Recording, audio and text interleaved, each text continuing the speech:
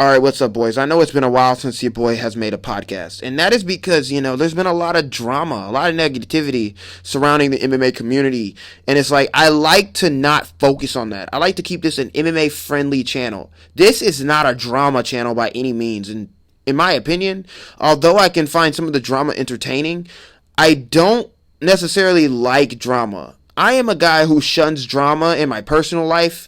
Like, if there's any one of my friends that just loves creating drama and conflict and controversy, I tend to stay away from those type of people. And it's like, when I see drama online, especially involved in a community that I love so much, it's irritating, and I just like to ignore it. It gives me like anxiety. It makes me sad, But dude, there's been so much that I just can't ignore it, you guys. Like, you got all these MMA fighters getting arrested. Like, what the hell is going on? Like, I just don't get it. It's like a dark cloud. It's a dark time for MMA right now. Obviously, you got the crap between Jorge and Colby. Jorge getting arrested. You got Conor getting arrested. You got the whole dark situation with Cain Velasquez. You got the dark situation with Chael Sonnen, which we just received notice of. Yes, it was a pretty bad situation. You had the footage of John Jones headbutting a car and being like this guy looking like pretty much seeming like he's possessed on footage that the cops obtained, and like all this dark stuff that is going on in MMA. It is really a sad time, bro, and it's putting a real dent on the sport. Could you imagine NBA players acting like this? And, them constantly... Imagine LeBron James. John Jones is our LeBron James as much as you want to deny it. Could you imagine LeBron James doing the crap that John Jones does? Could you imagine what the mainstream media would do to this man? Well, MMA isn't as mainstream as the NBA, but it's growing. And these stars are growing along with the sport, and they're acting like idiots. I mean, come on. And so I'm going to talk about this drama with Jorge and Colby, and I'm going to keep it brief, man, because like I said, I don't like talking about this. Anyway, so I'm going to say this. A lot of people are going around the internet saying like, oh my gosh, Jorge Masvidal's an emotional little bitch. He shouldn't have done what he done and all this type of stuff. And it's like, bro, like, people are trying to justify Colby's actions. Now, look, Jorge shouldn't have attacked the man. I get that. But you guys just don't get this street code that Jorge Masvidal lives by. And look, I am not a gangster. I'm far from hood. I am far from hard, all this type of stuff. But I grew up in the neighborhood. I was surrounded by the hood culture. I can speak on this. I am not a gangster myself, but I can speak on this. And I can speak on the mentality that these guys have. Jorge Masvidal came from the neighborhood, which is similar to mine, that, like, these guys, even though they take a L, Colby, beat him up 25 minutes, all this type of stuff, right? Jorge has that mentality. It's like, man, his emotions are like, bro, I'm going to keep confronting this guy until I win. I'm going to keep trying to fight him. You know what I mean? And I believe that Jorge Masvidal, yes, he's 38 years old, and he shouldn't be doing some of the stuff he's doing, man. And it's like, I get that. And I'm going to make a video about Jorge Masvidal's career and why it's pretty much in the toilet now. But sadly, I'm a big Jorge fan. But basically what I'm saying is that that's the way that these guys are. It's like, man, he's probably sat in his room like, man, I was the man 2-3 years ago. I was the man. 3 wins in a row. All the hype around me, a big sell, still a big draw in the UFC. And then you just took a humiliating loss to this guy. He humiliated you on the mic. Told everybody that you're a deadbeat dad and all this type of stuff. And then he embarrassed you for 5 rounds. And then now he's rubbing it in your face and he's calling himself the king of Miami. Even though Colby Covington isn't even from Miami. This stuff is getting in Jorge's head. He's going out and then he lashes out and he attacks Colby Covington. But the people saying that Colby is an innocent man mind boggles me. And if you really look at Colby, and I'm going to say this. If you're a fan of Colby Covington, you're a fan of his trash talk, you are a troll at heart. And I'm not trying to offend some of my boys that watch this channel, and you guys don't personally troll me. But come on, man. If you guys really look at Colby's actions and say, no, that's an innocent man. He's just selling the fight. You are really being ignorant, and you know you're being ignorant. Colby goes too far with his trash talk, and you know it. The guy is talking about Usman's dad. The guy is talking about Jorge Masvidal and his kids. It is not the fact. I know a lot of people are saying, he didn't insult Jorge's kids. He brought up Jorge's kids, man. That's the thing, is that you don't bring up private family situations. This man's personal life, and you just air his dirty laundry over a microphone just because you hate the guy. And Usman, there isn't even, I get the Jorge beef. Usman, you don't even have beef with, but you're talking about this man's dad. That was probably a tragic moment in his life. The guy had his father taken away from him for multiple years. Even if Usman's dad was guilty or not, that is a devastating thing to go through, and you're just sitting here poking fun at it. It's not cool, man. It's man code. It's a man code that you live by. Colby does not live by it, and he sold his soul to make $1, bro. I don't respect that. You're his friend, and he respects you and all this type of stuff until $1's on the table. I've had friends like Colby, and I can say I absolutely shun that type of behavior. And a lot of people are like, dude, this isn't a take on Colby Covington as a person. It's just a character.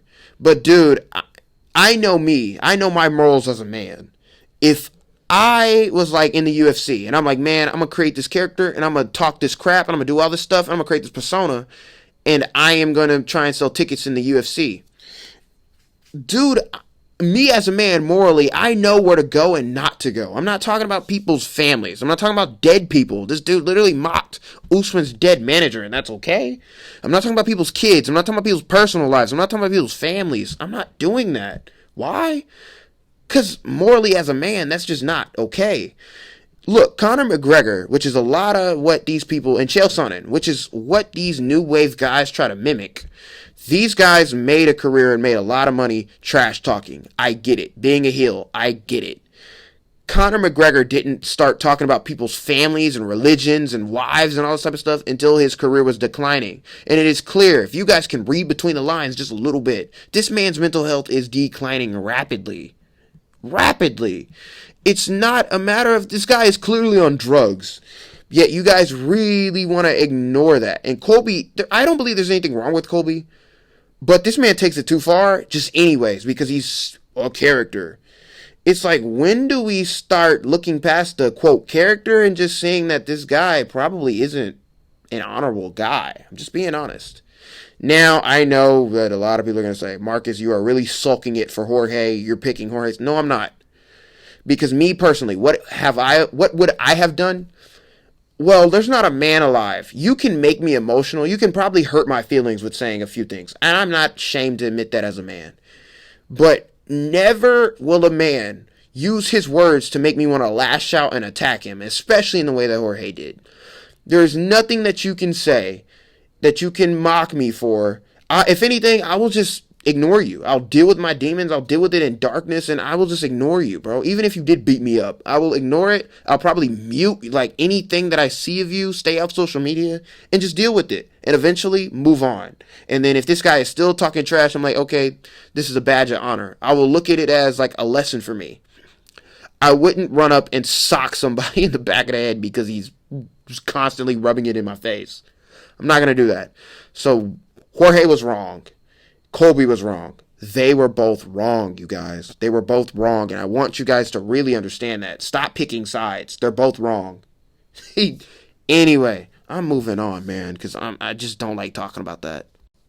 All right, moving on to more drama in the UFC. Nate Diaz is asking for his release from the company because they won't find him a fight. And this is weird, because I do believe that Nate wants to fight. I really do. But I just think that, I just think that they're really trying to hold out for Conor. They don't want Nate Diaz to keep taking L's and keep doing this because honestly, you look at, Nate has a lot of options, to be honest. He has a ton of options, man. Because now that Jorge's on a skid, that rematch between Diaz and Masvidal actually looks a lot more juicy now than what it did. Because when they were calling for the rematch in the first place, I was like, dude, no, you just got the crap beat out of you. And like I said, I'm going to make a video probably coming out. That'll probably be my next video I make about Jorge Masvidal's career and how it's in jeopardy. But Nate kind of has options. He has the Masvidal rematch. He has obviously the McGregor rematch. And he has the fight with Poirier. But I don't know. And he's got Tony Ferguson. He's got all these guys that he can pick from. But, Nate is at a point in his career that I don't think that he's looking to win titles, because I outlined it in a video on why Nate Diaz should move down to lightweight for his title chances to be a lot more realistic, So he's not looking for that. He's just looking for fights to put cash in his wallet. And Jorge should do the same thing at this point in his career, man. Anyways, So, for Nate to ask for his release from the company, I know that's what they're doing.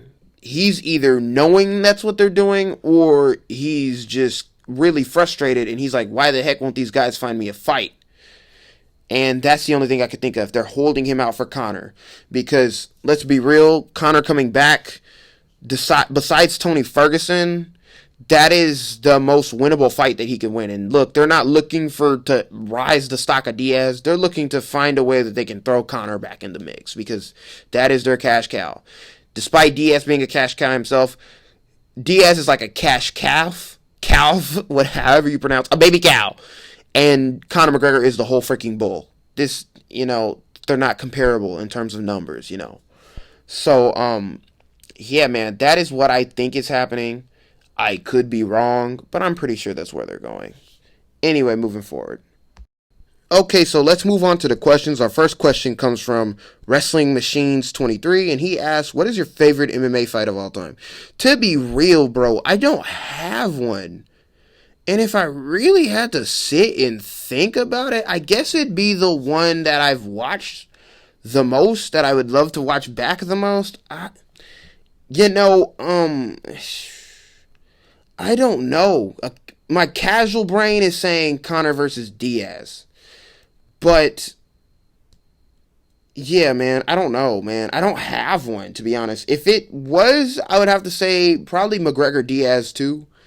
That would have to be it, because that's probably the one that I've rewatched back the most. I've also rewatched a lot of Colby Covington versus Usman, the first fight. I rewatched that back a lot, so I guess it'd be out of those two. And, yeah, other than that, I don't really have one. I can tell you my favorite MMA performance of all time that I love to watch, and that's TJ Dillashaw versus Renan Barão. I mean, TJ just out-skilled him technically on the feet, and it was beautiful to watch. So I hope that answers your question. Moving on. Thank you for the question, by the way. Okay, so what I can see is that we have 3 questions. And this is why it is important. If you guys have left a question under a random video and not under the podcast that I tell you to, there's a chance that your question will either get lost, or I don't see it, or I even see it and then I just forget when it's time to make the podcast, because how I read your questions during the podcast is that I look on it, I go to the video, I go to the podcast itself, go to the comments, and then I read your comments like that. That is how I keep track of them. If you guys leave your questions under random videos, there's a chance I might not see it, or I'd lose it. Your question gets lost, and I want to answer every single one of you guys' questions. So if you guys want your questions featured in the next podcast, leave your questions under this one. I know I repeat this every single time. I know I sound like a broken record, but we get new viewers all the time, If you guys want your questions featured in the next podcast, leave it under this podcast in the comment section to know if your question get liked. I will like your question, and then you'll get answered. I answer all questions. Unless it's weird, political, or anything bad, then maybe I won't answer it. But I typically answer everybody's. Anyway, our next question comes from this guy named Niall Anderson, and he asks, do you think Leon Edwards has a chance to beat Kamaru Usman? And I do. I actually do think he has a solid chance. Is it likely? No, the guy backs up way too much, man. And Usman is improving in his striking. He's using his jab a lot more. He's developed one-punch KO power out of nowhere. And it's like Leon Edwards is scared to engage. The guy doesn't like getting hit. That type of style is probably going to be a field day for Usman, man. But it all depends, honestly, if Usman can take Edwards down or not and make Edwards respect that power. If Usman can't land anything, then it's or land anything significant, because Leon is really hard to hit, you guys. Really hard to hit clean. The guy is very defensive and he's very technical. The way I can see Leon winning is doing well in the clinch and defending the takedowns. And then in the center of the cage, constantly kicking that leg of Usman. Usman doesn't check leg kicks, guys. He's gotten better at it, but he's not. I don't think that leg will be able to get out of the way of Edwards. So, yeah, I actually do. Through the leg kicks, and if he's able to compete with Usman in the clinch. Leon's got nasty elbows in the clinch, and he can obviously outstrike him. But like I said, man, Leon backs up way too much. The guy doesn't like to get hit. And we seen the one time he got hit cleanly, he got rocked. So, he could come into the fight even more timid after Diaz ringing his bell. But to answer your question, yes. Is it a strong chance that he wins? Probably not. I'd probably lean 70-30%. Like 70% Usman's probably going to dominate that fight. But anyway, moving on. So to answer your question, yes, he does have a chance through the clinch and keeping it in the center of the cage. And when he is in the center of the cage, even if he doesn't want to engage, just keep kicking that leg. Keep kicking that body. Rack the points up. Usman is a lot easier to deal with if you can defend his takedowns and push him back. And if you start kicking that leg and he doesn't check it or he doesn't catch him, he could feint that head kick. Leon has a striking ability to feint that head kick and make Usman think it's a leg kick, reach down to grab it, and Leon Edwards head kicks him and rocks him and even KOs him. But yeah, man. So yes, he has a chance. Anyway, moving on to the last question. And our last question comes from my boy Torrin Brown, and he asked, Justin G versus Conor McGregor, who do you think would win? I'm going to say at this point in their careers, probably Justin Gaethje. Justin's more active. The guy is more hungry. The guy is just more immersed in the sport now, and Conor's coming off of a leg injury and all this type of stuff. And, you know, Conor's kind of on the decline. Not kind of, he is on the decline. Prime McGregor would smoke Justin, man. Too hittable. The guy is very sloppy with his, in my opinion, the guy can punches hard, but he has gotten more technical, but it's like you can really pick him apart. It's just depending on the style of striking. You can't engage him in just like a war like Ferguson did and just try and walk him. If you have the striking style of like an Adesanya, you can really pick apart like Justin Gaethje, man. Like Wonder Boy, these type of, even Prime Conor. You can have a field day with his chin, man. The guy is still very open for clean shots, still to this day. He would still be a hard matchup for primetime Conor just because of the footwork, the leg kicks, and the fact that he is more technical and that power, man. Conor cannot just sit there and engage with him. But that's the thing. Prime Conor wouldn't engage him like that. Prime Conor would sit on the outside and just try and pick him apart with left hands. And that left hand would land, it would be Southpaw versus Orthodox. That left hand would land all day long. When Justin Gaethje would kind of struggle to land the leg kicks because of opposite stances. So, basically to answer your question, I kind of rambled a little bit. Prime Conor, Justin would get knocked out. Against this version of Conor, I think Justin Gaethje could break him down, possibly even knock this version of Conor out cold. So I would go with Justin. It'd be competitive until it ends. So anyways, if you guys enjoyed the podcast, let me know down in the comments, all that good stuff. Like I said, if you want your questions featured in the next podcast, leave your questions under this podcast. I'll like it to let you know if I will answer it. And it's been your boy Trippy, and I'm out, man.